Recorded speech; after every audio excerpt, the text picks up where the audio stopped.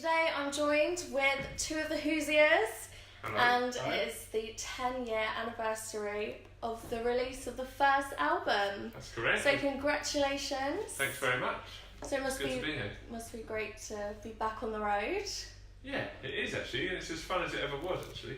Yeah. We've got a new lineup. We've got Leighton and Paul now, and yeah, it's good. It's really good, and it's strange being on the road and playing the old album, and people are quite young in the audience. Yeah. They're like, it's like 20-year-olds, and you're thinking, this was 10 years ago. You were 10. Yeah. They go, I bought my first album. It was yours. I was 10. No way. Yeah. I was going to ask how it is with obviously the younger audience, because I put out on Twitter earlier like, hey, I'm interviewing the Hoosiers. Anyone got any questions? And obviously the same old kind of thing came up like, oh, Ask Smith are still worried about rain. So that's like my sort of age group. Like, just out of interest, how often do you get asked that when you say you're in the Hoosiers? Very, very often. Yeah. But it's died down a little bit, but yeah, you do get, in the height of things, you've got a bit boring. Well, you're probably going to get all of that again now. Okay, fine. Now you're re-releasing it. How did you guys come up with the name? It has a sporting meaning to it as well, doesn't it? It does. Myself and Erwin, who's formed the band, we went to America for a year on a scholarship to play football, soccer. And That was in Indiana? in Indiana, Yeah. which is the Hoosiers state. Mm-hmm. And that's why. And when we came back, after about a year, we came back and we just sort of stole the name for our own. We were originally the Hoosier Complex, and it was a bit more, I don't know, quirky, but Yeah. we lost the Was complex that because after a while. you thought you were quite a complex character? Yeah. I don't know, it's 'cause yeah, and then we found out we were. So originally, who were your influences? Leighton? Wow. The Hoosiers influences. I actually grew up listening to the album, so it's weird for me to be playing with the guys on their 10th anniversary tour. Must be very surreal for you. So yeah, I was 20, and I was in a band that actually were playing sort of music inspired by these guys. You must be around the same age as me, because I remember being like 20 out of class, like, it's my jam. Yeah. And I was going like on a trip down memory lane. Like, thanks for being there for the memory. That's all right. So when you're on tour, how do you guys like to relax? We are relaxing. Food, Beer and food. There's not loads of downtime on No. this tour because we're travelling and then sound checking and that. But if we can, we'll sneak in a visit to the cinema. We're going to watch a football match, aren't we? Going to watch football Okay. next Saturday. Next Going to watch Exeter. Yeah. And we just sort of, I don't know, we just mess around. And is it a lot more tame this time round, obviously, than when you did the first tour? No, or is it... not necessarily. No? Okay. I don't know, I mean, it takes a little longer to recover. So your tour manager was telling me that every time you guys were on the road, you take a football with you. Yeah, we brought one the other day, but we haven't really played yet. No. Just kick it around the street. Yeah. Owen will have a kick around. Yeah? And Paul's up for it, but I don't think he's very good. But Oh. So if the venue's reasonably big, you can usually get Yeah, away with a little kick around. That's pretty cool. Well, On I'm a qualified referee, so if you need anyone to referee. Wow, okay. are you qualified referee? Yeah, I am, yeah. Wow. Why did you do that? I was a glamour model for 10 years, and then I went into sports presenting and whatever, and then people were just like, what the hell does she know about football and whatever? And I was studying my journalism as well, so I kind of did it just to get like a different insight of the game. Yeah? But yeah, Amazing. enjoyed it. So when people go, do you know the offside rule? Yeah, I'm like, yeah. Yeah. Of course I do. Yeah, of course Got a I do. certificate, mate. Probably know it better than us. Did you actually? Yeah, I'm not sure of it. No, one I'm knows always anymore. 50-50. I wanted to become a video official, Wicked. but they were like, yeah, you would have had to been refereeing in the Premier League for about 5 years before you can do that. I was like, Wow. okay, that's never going to happen then. That's going to take me like 11 years. Like, Would it take that long to get to the Premier League? yeah, it would take me at least 11 years to get to the Premier League. Why 11 years?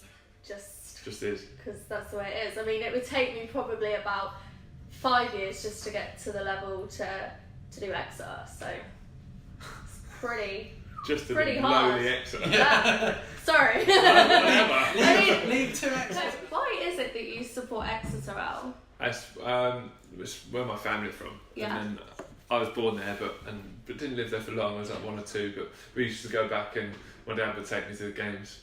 was one of the first games I went to. Yeah. Was Exeter got promoted in 89-90 from League 4, Division 4 to Division 3. Obviously, they know that you're a pretty big fan. You've been there, you've done pitch-side interviews with them. Yeah. And have they ever asked you to come in and have a kickabout? You ever done any training sessions with them? Funny you should ask. Yeah? Yeah. Are you playing Saturday? No, I could do. I reckon. I Yeah? could stroll into that team. Now gets them up to Premier League. Yeah. Quicker than 11 years. Yeah? I went and played for Exeter Legends versus Man United Legends. No way. Yeah. How was that? That was unbelievable. It was probably the best day of my life, I think. Actually, it was, yeah. Yeah. I wouldn't tell Owen that because I'd have to say like Glastonbury or Yeah, I was going to say, like, how St James Park. How does that sort of like add up against the music stuff? Like, if you could do your time again, would you be in the Hoosiers? Or you would be a footballer? Footballer, yeah. Oh, I don't know. It is No, hard because you can't go back now, Al. You've said that. Yeah, football. For Exeter, it's just a joy. Just a joy. I just love everything about it. But Yeah. I do like sport. But yeah, the fact I got to play for Exeter, the home ground is unbelievable. And Against Man United. They're top of the table at the moment as well, so could possibly be League One. Absolutely. Back where we belong. Yeah. Leighton, you have a big history of football as well, don't you? I do. You played for Bournemouth and Yeah. Southampton. Yeah, academies. Yeah. Tell us a little bit about that. So I used to play for my local team, Everton. That was your local team? No, sorry, because I'm born in the New Forest. Okay. So my local village was called Everton. Okay, right, you got me all excited then. I My know, dad's sorry. an Everton fan. I'm like, Sorry. I can't wait to tell him. No. So, and I was playing five-a-side tournaments when I Okay. was about 8, 9, and I got scouted by a guy called Terry Wateridge, who I think Adam Lallana, he scouted Adam Lallana. Wow. There's a few big players from sort of Bournemouth and Southampton area.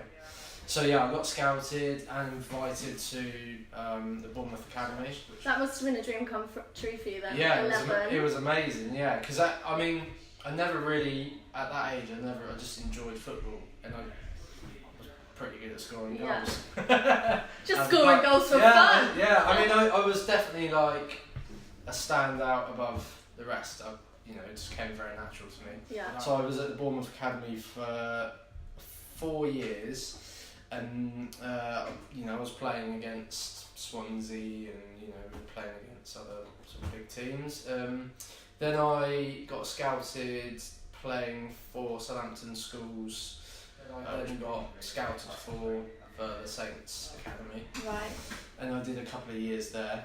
And I got quite a bad Achilles injury, which sort of put me back. But basically, my Achilles tendon wasn't growing with me, Oh, right. so it kind of held me back a bit, and then I kind of faded out of it, went back to Bournemouth, and I left Bournemouth because they said I was too small.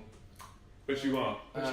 I remember getting my report from Terry, who was like the head development coach from Bournemouth, saying, I had all the skill and all the football brain and everything, but for their team at the time, I wasn't kind of That's heartbreaking. big enough. Yeah, I wasn't stuck. Change that now, haven't you? Yeah, just in food and beer. Yeah. Got that right. Yeah. I should go back now. Shouldn't I? What me now, sorry. So at what point did you then decide to get into the music? My stepdad was a bass player. Okay. Played bass, and so I was kind of thinking, well, my football career is looking like it's going to go down the pan. I did get a few other offers from some other teams, but I kind of thought, well, I might just have the same thing. So I was kind of learning, sort of getting into music, sort of, over a couple of years whilst football was going on. 15, 16, yeah, and took up the bass, and then that kind of just totally took over, really, and then just got into bands and just became a session musician. And you were saying earlier that the Hoosiers had a big influence on your band. Yeah. What band was it that you were in? A band called Hit Fandango. Okay, Yeah. nice name. Yeah. Strong. We did really well, actually. We had, I think, the same Craig Logan. Craig Logan was our Craig Logan. guy who signed us. Yeah, he was kind of really weird. That, Guy that oh my was god, you were interested. meant to be here now. All Yeah. this he was interested in our band, sort of around about the same time as these guys kind of exploded. But he left just before anything could happen to us. Oh. And here I am now playing with these guys. It's so crazy. It's amazing, yeah. It's awesome. Are you going to be doing more stuff with the Hoosiers, or is it just this well, particular tour? Well, no, I've been playing with the guys since last August, I think my first gig was. Yeah. So I've done since then just loads of festivals with the guys. This is my first tour with them, and yeah, I hope to do many more. If they're... No. Is there any potential of possibly a new album? Are you guys writing anything at the moment? Not writing anything yet, but I think we probably will. That's because you haven't met me with my lyrical genius, isn't it? We have no. Co-write. So I was going to say no, but now I'm like, yeah, okay. Oh my god, you definitely want my writing skills, don't you? I know. I do, yeah. Awesome. Let's work on Collab. a pop song. Let's Oh my collab. god, collab. Love it. Who else would you like to collab with? Obviously apart from me. Other than you, it's hard to think of anyone. Oh, Sia. She's pretty big at the moment. She's big, yeah. He's Sia. Yeah, I could go there.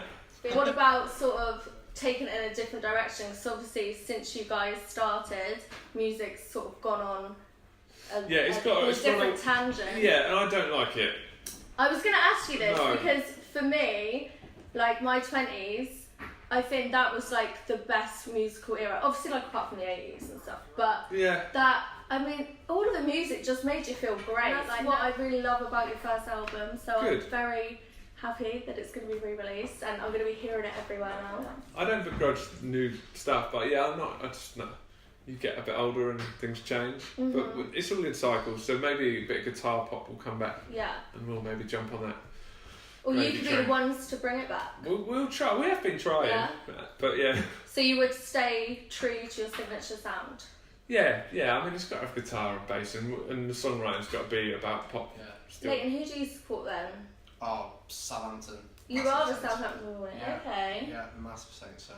And who do you think is going to win the Premier League? That's such a tricky question. I know it's not Chelsea. I honestly can see United winning it this year. I hate to say it. Oh, yeah. But I honestly, I think it's going to be between the two Manchester clubs. With 5 points off top, so... Yeah, still a Yeah, bad still ball. a You never bad know. Still I just a don't ball. think you've got the squad this I year. don't think we got the stability now. I think losing John Terry has sort of rocked things in the changing room. Really? JT. He held the club together. He might not have been on the pitch, but No, that's true. Right. Saints have kept Calvin Davis, who was their club captain, goalkeeper for years. And they've kept him, they gave him another role within the club. And he's meant to be like the dad figure to all the players, Oh, really? old and new. Oh, wow. You know, they've kept the core of the team, even though we lose players every year, he's kept sort of. Things ticking. Yeah. I think that's something that John Could be Terry would like to do, but obviously he wanted to have like another season playing, so I don't blame him for going to Villa. And I'm just glad they didn't go to any other Premier League club. Yeah. That would have been very disheartening. But Yeah. so you never know, we could see him back and he could have a role behind the scenes. Yeah. But Future manager one day. yeah. Maybe not. Don't know. Maybe just keep him behind the scenes. Yeah. Yeah. So it's been absolutely great having you both with us today. So thank you very much for taking the time You're welcome. out. And Thank you. I hope the tour goes well. And I hope that the re-release of the first album goes well. And let's get you guys to #1. Yay!